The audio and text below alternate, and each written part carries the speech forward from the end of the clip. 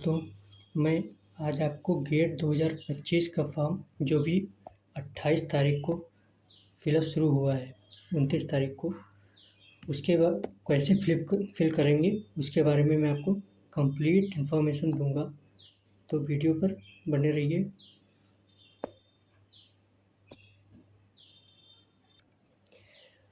Form fill करने के लिए सबसे पहले हम सरकारी रिजल्ट एक वेबसाइट है उस पर आ जाते हैं, जो कि एक गवर्नमेंट वेबसाइट है जिस पे आपको latest job, admission, admit card और लेटेस्ट एग्ज़ाम की जानकारी आपको मिल जाएगी। तो ये देखिए फॉर्म आपका 29 अगस्त को ऑनलाइन रजिस्ट्रेशन इसका शुरू हुआ था। और इस वेबसाइट पे जाने के बाद हम देखते हैं इसकी एप्लीकेशन फ़ी के बारे में। तो देखिए इसकी एप्लीकेशन फॉर्म जो है वो शुरू हुआ है 28 से, और इसकी लास्ट डेट है अप्लाई करने की वो है 26, मतलब नेक्स्ट मंथ 26 सितंबर।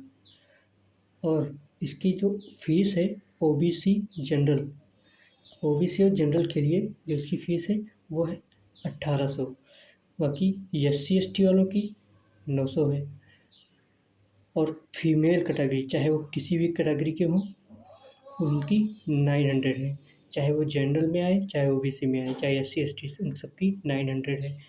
तो ये सब जानने के बाद अब आगे बढ़ते हैं। इसके नीचे और स्क्रॉल करते हुए जाएंगे तो मिलेगा आपको click here online apply online का।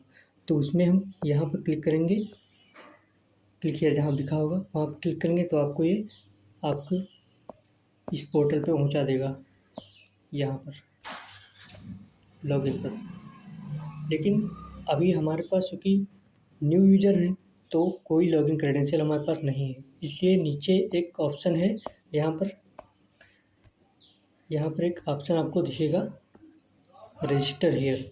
तो यहाँ पर जब हम क्लिक करेंगे न्यू यूज़र के लिए, बाकी जो रजिस्ट्रेशन इनका हो चुका है वो अपना यहाँ क्रेडेंशियल डाल के लॉगिन कर सकते हैं। जो न्यू यूज़र है वो यहीं पर क्लिक करेंगे जहाँ रजिस्टर हियर लिखा है, वहाँ पर क्लिक करते ही आपको इस पोर्टल पे पहुँचा देगा। ऐसा इंटरफेस देखने को मिलेगा। इस इंटरफेस में आप डालेंगे first name, middle name, surname.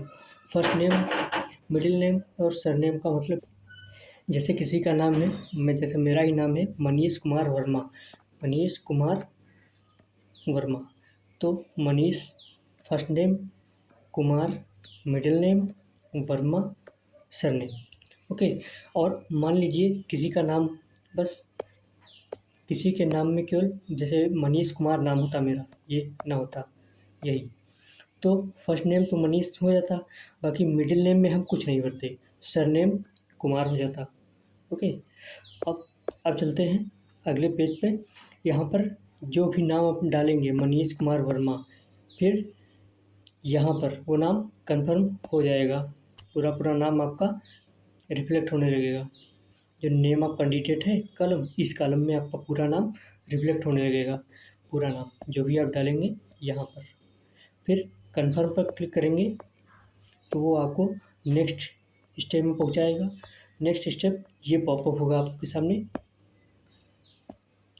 ये इंफॉर्मेशन विंडो, जहाँ पर आपका नाम पूरा लिखा होगा। यहाँ पर सिक्योरिटी एंड प्राइवेसी पर्पज़ की वजह से मैंने ये नाम हाईलाइट नहीं किया है, इसको हटा दिया है यहाँ पर। फिर यहाँ से हम कंटिन्यू पर क्लिक करेंगे। कंटिन्यू पर क्लिक करते ही आपको एक आपका रजिस्ट्रेशन पेज कुछ ऐसा दिखेगा, जहाँ पर आपको जो नाम आपने डाला था वो दिखेगा और जो दूसरा कॉलम था वो दिखेगा। फिर इसके बाद इस ईमेल वाले सेक्शन में ईमेल डालेंगे। फिर कन्फर्म ईमेल, ध्यान रखिएगा ईमेल वही डालना है जो आपकी ईमेल का पासवर्ड आपको पता हो या कॉमनली जो यूज़ करते हो, ठीक। अन्यथा जो वहाँ पर OTP वगैरह जाएगा तो आपको फिर उसके लिए दिक्कत हो जाएगी। इसके बाद कंट्री ऑफ रेजिडेंस, अगर इंडियन है तो इंडिया ऑटो सेलेक्ट रहेगा ही, अगर नॉन इंडियन है तो अदर्स ये पर क्लिक करके जो भी जहाँ से हैं बिलोंग करते हैं वो डाल देंगे। यहाँ पर मोबाइल नंबर पड़ेगा। इंडियन वालों के लिए ये ISD कोड सेलेक्टेड रहता है। अगर नॉन इंडियन है तो फिर अपने अपने अकॉर्डिंग सेलेक्ट कर लीजिए। उसके बाद स्क्रॉल करिए नीचे, कन्फर्म मोबाइल नंबर, आप मोबाइल नंबर डालेंगे अपना, कन्फर्म मोबाइल नंबर कन्फर्म करेंगे ऊपर डालने के बाद। फिर पासवर्ड, पासवर्ड क्रिएट करने में अक्सर लोगों को दिक्कत आती है, तो पासवर्ड ऐसा डालना है जो कोई गेस ना कर पाए सिक्योरिटी की वजह से। पासवर्ड में कुछ भी पहला लेटर कैपिटल रखिएगा और उसके बाद स्मॉल रख सकते हैं, कुछ कैपिटल स्मॉल और स्पेशल सिंबल और लेटर्स डिजिट्स, इन सब का कॉम्बिनेशन मिला के आप पासवर्ड डालेंगे तो स्ट्रॉन्ग पासवर्ड बनेगा। ओके, फिर इसके बाद पासवर्ड कन्फर्म करना है। जो पासवर्ड आपने डाला था ऊपर, वही यहाँ पर जो पासवर्ड आप डालेंगे वो वही पासवर्ड, सेम पासवर्ड यहीं डालेंगे तभी कन्फर्म होगा। कन्फर्म करने के बाद आपको कोई कैप्चा देगा, उस कैप्चा को यहाँ पर सॉल्व करके लिखना है।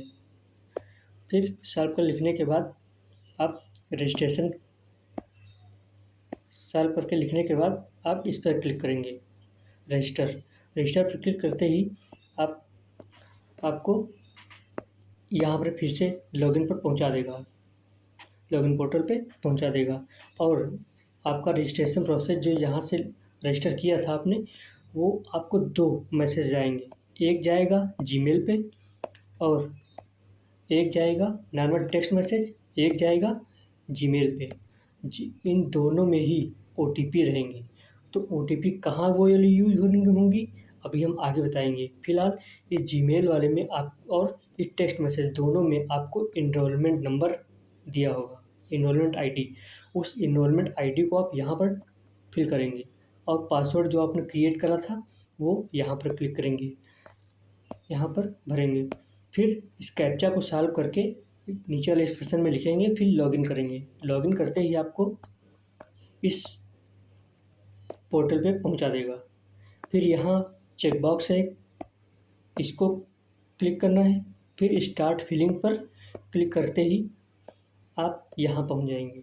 फिर यहाँ पहुँचाने के बाद select number of test papers you want, select number of papers you want to appear in GATE 2025। मतलब आप कितने पेपर में अपीयर होना चाहते हैं, कितने पेपर देना चाहते हैं। 1, 2, मैक्सिमम 2 पेपर में आप अपीयर हो सकते हैं। कोई मैथ और फिजिक्स ले सकता है, अपने अकॉर्डिंग सब्जेक्ट चूज़ कर सकते हैं। और फिर यहाँ देखिए सब्जेक्ट चूज़ करना पड़ेगा। 2 पेपर चूज़ करेंगे, अगर 2 पेपर चूज़ करेंगे तो यहाँ 1 पेपर के लिए और आ जाएगा। वो आपको डालना पड़ेगा कि आपने सेकंड पेपर या फर्स्ट पेपर कौन सा सेलेक्ट करा है। फिर एग्ज़ाम सिटी, ये बहुत ही अच्छे से देखना है कि एग्ज़ाम सिटी आप क्या भर रहे हैं। एग्ज़ाम सिटी आप वही भरिए, ज़्यादा देखा गया है कि फ़र्स्ट प्रेफ़रेंस ही हमको मिल जाती है एग्ज़ाम में। तो आप फ़र्स्ट प्रेफ़रेंस वही भरिए जो आपके घर से सूटेबल नज़दीक हो और वही, और वहाँ का कन्वीनियंस अच्छा हो, वहाँ से साधन अच्छा हो आने जाने का। अगर साधन नहीं है और आपके घर के नज़दीक है तो कोई गार्जियन के साथ आसानी से जा सकते हैं या अकेले जा सकते हैं। ओके, सेकंड सेंटर चॉइस इससे थोड़ा दूर चलेगा। फिर ये भी इससे थोड़ा दूर चलेगा लेकिन रहेंगे आस-पास ही। बाय द वे पहली चॉइस नहीं मिली, अगर होता नहीं है ऐसा, लेकिन पहली चॉइस ही मिल जाती है। बट बाय द वे अगर पहली चॉइस नहीं मिली तब आपको इन चॉइसेस में जाना पड़ेगा, ठीक। फिर ऐसा इतना करने के बाद आप सेव, हाँ ये बहुत ज़रूरी है, सेव एंड नेक्स्ट। सेव, आप सेव पर ज़रूर क्लिक करेंगे। सेव सेव का मतलब ये हुआ कि आपने जो इन्फॉर्मेशन अभी तक फिल की है वो आप इन्फॉर्मेशन सेव करना चाह रहे हैं। तो बाय द वे आप किसी कारणवश यहीं से फॉर्म अगर लॉग आउट करना पड़ा कि भाई हमको टाइम नहीं है, कोई अर्जेंट काम आ गया है तो हम कल भरेंगे, तो सेव करने से ये हमारा बेनिफिट रहेगा कि आप फिर से यहीं से अगला शुरू कर सकते हैं। अगर सेव नहीं करेंगे तो अब फिर से आपको एकदम स्टार्टिंग से इस पेपर के फॉर्म के भरना पड़ेगा। अगर सेव कर देंगे तो आप इसी स्टेप से आगे बढ़ जाएंगे। हाँ, उसके बाद सेव करने के बाद सारा डेटा सेव हो गया। अब जा रहे हैं नेक्स्ट पे। नेक्स्ट पर क्लिक किया जैसे ही हम पहुंच गए यहाँ पर पर्सनल डिटेल्स में। पर्सनल डिटेल्स में आपको name to appear on admit card, जो आपने नेम डाला था रजिस्ट्रेशन किसमें, वो आपको यहाँ पर दिखेगा। यहाँ पर अगर नहीं दिख रहा है तो इसका मतलब आपने कुछ गलत किया है, ठीक, यहाँ पर दिखेगा। उसके बाद अगर कुछ गलत किया है तो एडिट कर सकते हैं। क्या लिखा है यहाँ पर, this name will appear on gate admit card qualifying score card. यही नाम जो आप डालेंगे यहाँ पर वही आपको गेट के एडमिट कार्ड पे दिखेगा और वही नाम आपके क्वालिफाइंग स्कोर कार्ड में दिखेगा। अगर नहीं सही किए यहाँ तो सब कहीं गड़बड़ हो जाएगा। इसलिए अगर यहाँ गलत है सही देख लीजिएगा, स्पेलिंग वगैरह सब। अगर यहाँ गलत है तो यहीं से आप सही कर दीजिएगा, ठीक। फिर आगे चलते हैं। तो अब verify email and verify mobile number. तो यहाँ पर ईमेल वेरीफाई और मोबाइल नंबर वेरीफाई ये कैसे होगा। अब यहाँ पर क्लिक करिए, ईमेल वेरीफाई, फिर एक ऑप्शन खुलेगा जहाँ पर आपको डालना होगा पासवर्ड, ओटीपी। आपको मैसेज गया था एक टेक्स्ट मैसेज, एक गया था जीमेल पे, तो जीमेल वाले पे देखिएगा ओटीपी होगा, वही ओटीपी आप उस पॉपअप में डालेंगे तो ये आपका वेरीफाई हो जाएगा। ऐसे ही मोबाइल नंबर वेरीफाई करने के लिए यहाँ पर क्लिक करेंगे, फिर इसमें देखेंगे टेक्स्ट मैसेज में कि आपको क्या ओटीपी मिला था, वो यहाँ पर डालेंगे तो ये भी आपका वेरीफाई हो जाएगा।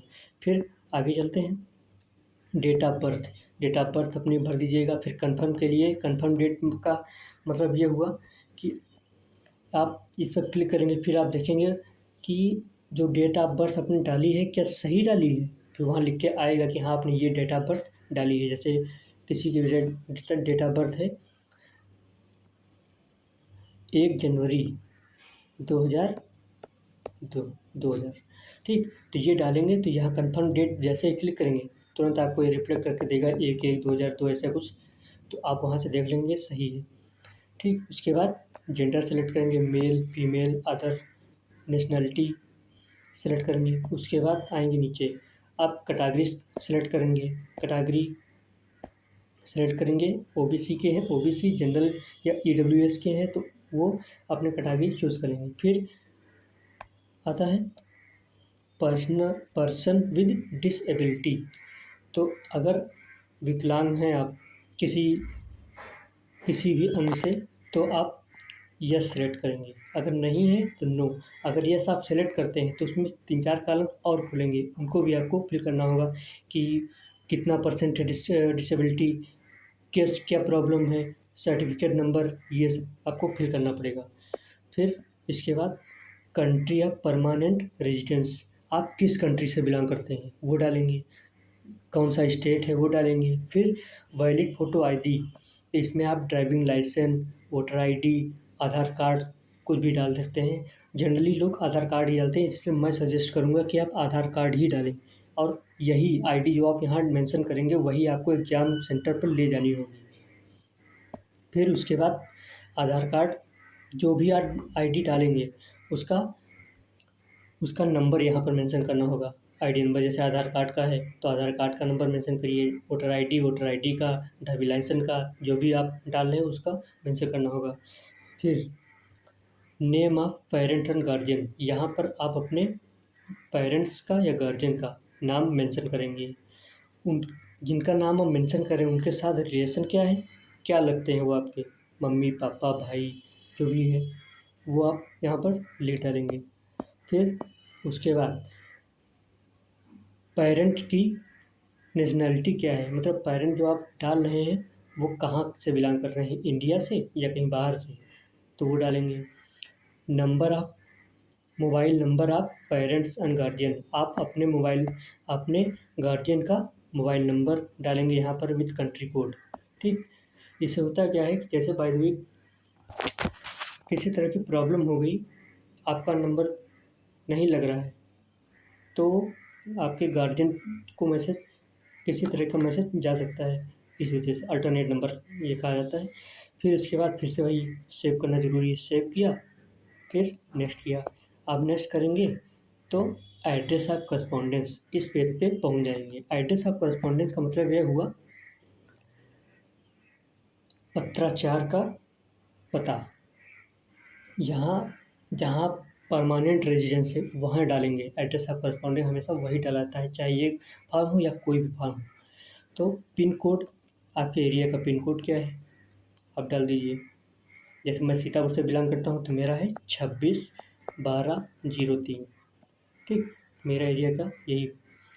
और उसके बाद कंट्री, किस कंट्री से है, यूनियन ऑफ टेरिटरी, स्टेट, यहाँ पर स्टेट डालेंगे। मैं यूपी से हूँ तो मैं यूपी लिखूँगा। और उसके बाद एड्रेस आप डालेंगे, 1 2 3 तीनों में एड्रेस डालेगा। जैसे आप किसी गांव से बिलोंग करते हैं तो यहाँ पर विलेज, यहाँ पर पोस्ट, यहाँ पर डिस्ट्रिक्ट, यहाँ पर भी डिस्ट्रिक्ट। ओके, फिर उसके बाद क्या करेंगे, नीचे आएंगे, फिर वही सेव एंड नेक्स्ट।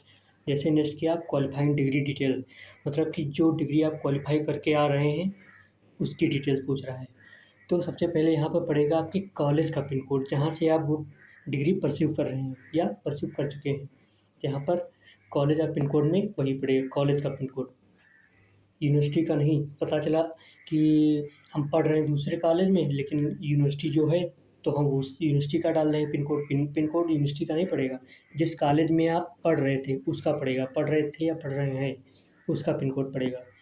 कॉलेज आप, कंट्री आप कॉलेज एंड और यूनिवर्सिटी, मतलब कि वो यूनिवर्सिटी या कॉलेज जहाँ आप पढ़ रहे थे वो कहाँ है, किस कंट्री में है, इंडिया में है या बाहर है कहीं, तो वो आप लिखेंगे।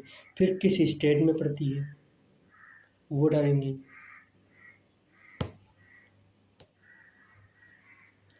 सॉरी, इस, हाँ, किस स्टेट में वो पड़ती है वो डालेंगे। फिर कॉलेज सिटी, किस सिटी में है वो डालेंगे। उसके बाद आप नीचे आ जाएंगे तो इंस्टीट्यूट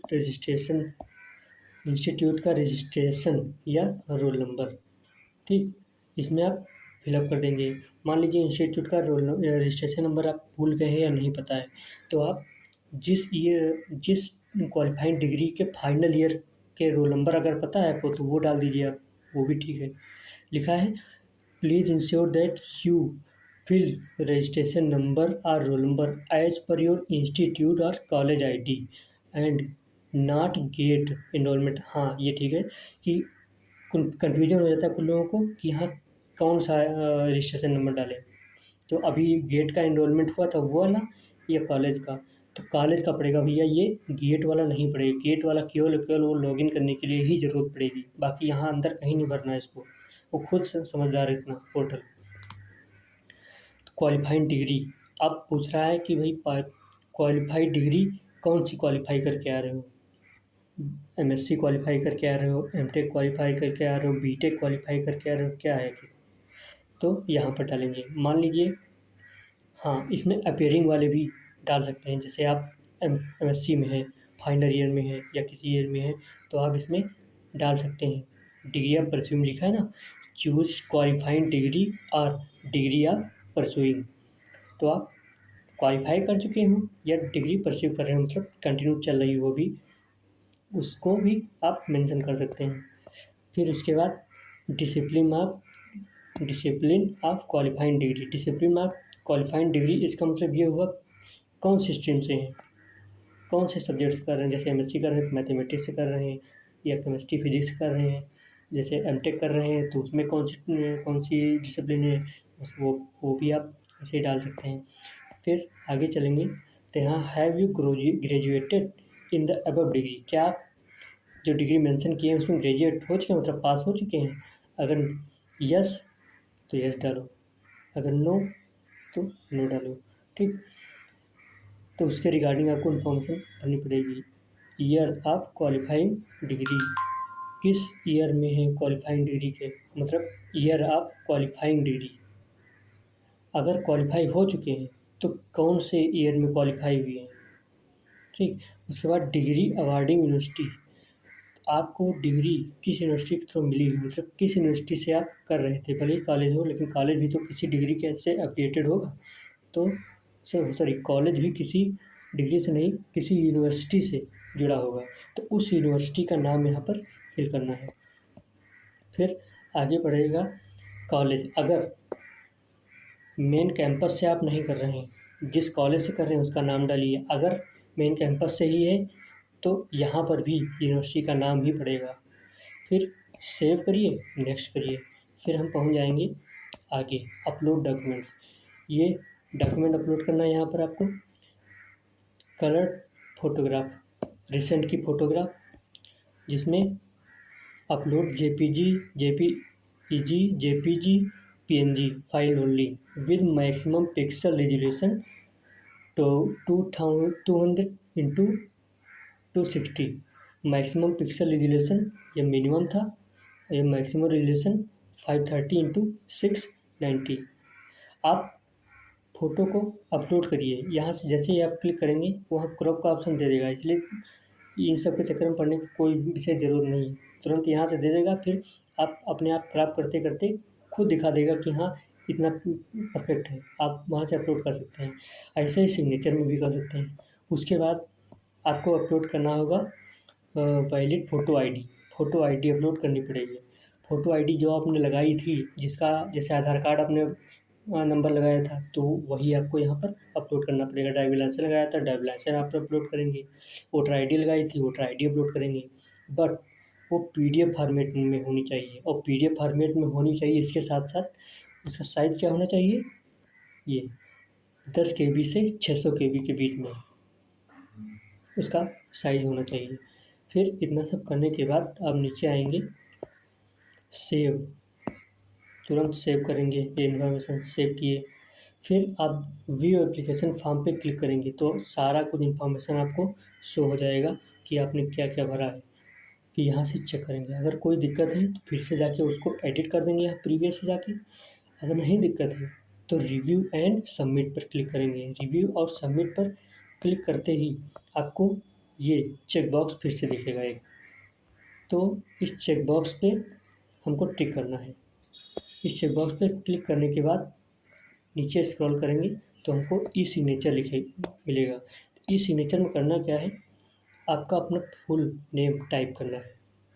फुल नेम जो आप डालते हैं उस पर, फॉर्म पे अभी डाला था, वही फुल नेम आपको यहाँ पर टाइप कर देना है। फिर वेरीफाई एप्लीकेशन फॉर्म, यहाँ पे क्लिक करना है। वेरीफाई एप्लीकेशन फॉर्म से क्रॉस चेक करना है, कहीं कोई गड़बड़ी तो हमने नहीं भर दी। फिर उसको एप्लीकेशन फॉर्म को क्रॉस चेक किया। फिर submit and proceed to payment, submit and proceed to payment उस पर क्लिक किया। फिर पेमेंट पोर्टल पे आपको ले जाएगा।